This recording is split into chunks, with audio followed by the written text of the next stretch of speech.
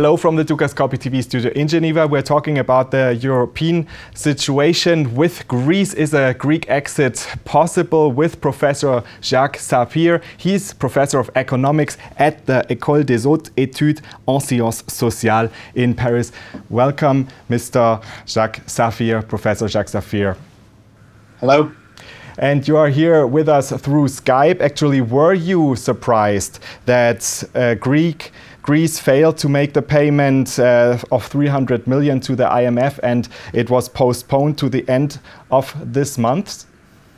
No, absolutely not. We know perfectly that Greece could not make a payment of this nature by the end of June and much more in July. The amount of money to be paid is just too much for the Greek government. So we knew already that there will be a major crisis and there will be a major turn point in negotiation between the Greek government and, what is called now institutions by the end of June. Mm-hmm. So what is happening now? Do you think that default is probable or a possible restructuring of the Greek debt, so-called haircut? Well, actually, the situation is the following one. The Greek government is pushing for a major renegotiation of its debt, with probably a kind of haircut, probably also a kind of restructuration, more or less on the line of what has been done in 1953 about Germany. On the other side, European institutions, I'm not here talking of the IMF, because the IMF is probably something between the Greek government and European institutions. But for the Euro group, it's very clear that there is no question that such a kind of renegotiation could take place. The Eurogroup is ready to give more money to the Greek government, but only on a kind of memorandum or new memorandum basis. And that is exactly what the Greek government doesn't want. So it was absolutely predictable that there will be a clash of will by the end of May and beginning of June, and we are in this kind of clash of will. After that, there is a strong possibility that there will be a default. Yes. Mm-hmm. And so do you think that the potential risk of a Greek default or Greek exit of the Eurozone outweighs the economic risks and challenges to the Eurozone? This is certainly part of the Greek strategy. So far, the Greek government is saying that a Greek default, will more or less provoke a very sharp crisis into the Eurozone.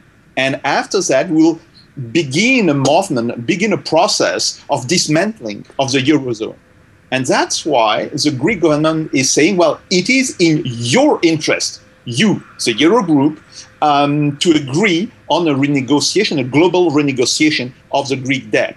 On the other side, it is absolutely clear that Germany doesn't want any renegotiation, not because the cost of this renegotiation will be too high, but because that will send a very bad signal to other countries. And once the renegotiation will have taken place with Greece, very quickly there will be Portugal, Spain, and even Italy who will come and will ask for the same terms than for the Greece. Mm-hmm. So in your opinion, from your experience, so what are potential scenarios for the next weeks to come?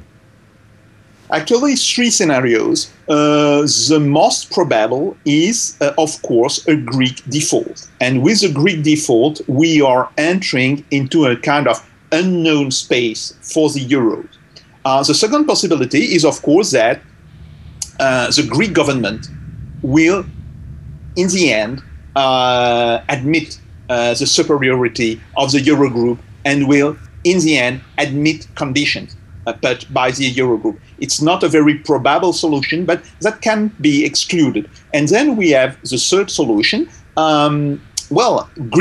Greece prevail Greece prevail. Germany agree for this kind of global renegotiation. There is no more kind of clash of will between Greece and the Eurogroup, but then there will be a very serious problem of credibility for Germany. And as I have said before, we will see other countries like Spain, Portugal, Italy coming to Germany and saying, well, now you have to do for us what you have done for the Greece. Mm-hmm.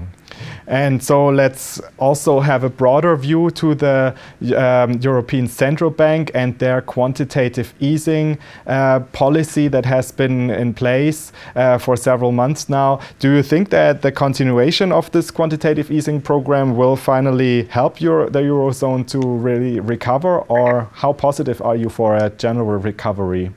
Well, actually, the quantitative easing is a good policy when you have a major liquidity problem. When your banks are short of liquidity. And then, of course, quantitative easing is the policy needed. But it's not the situation right now in the Eurozone. The problem is not a kind of any liquidity crunch. The problem is coming from the competitiveness of different countries. It's, basically the difference in competitiveness between Germany and maybe also Netherlands and some other northern countries and countries from Southern Europe. So on this point, the quantitative easing could not do either good for these countries. Of course, the quantitative easing will most certainly prevent that the crisis will erupt very, very quickly, but could not stop the process of crisis. So, and final question, Professor Sapir, do you expect June to be the decisive month for this, tell us, like a show-off in the Eurozone? Well, certainly June will be a very critical point in this crisis. After that, we'll have to look at the result of this crisis. There is right now a showdown between Greece and the Eurogroup. And the way this showdown will be solved, the very kind of solution, because in the end there will be a solution. Maybe a default, maybe an agreement, but there will be a kind of solution. After that, we will see very, very quickly unfolding the process. Either if there is an agreement coming from Germany, a process of crumbling from the Eurozone, and if it is the Greek government which submit to the Eurogroup will, then a process of crumbling of the Greek government, and very, very probably we will see snap elections taking place in Greece. So, and we will certainly watch this show-off month, June. Thank you very much, Professor Jacques Sapir, for this interview. Thank you. And thanks for watching. Do make sure to keep clicking back on the Dukascopy TV website for latest updates and exclusive interviews. Have a great day and see you next time.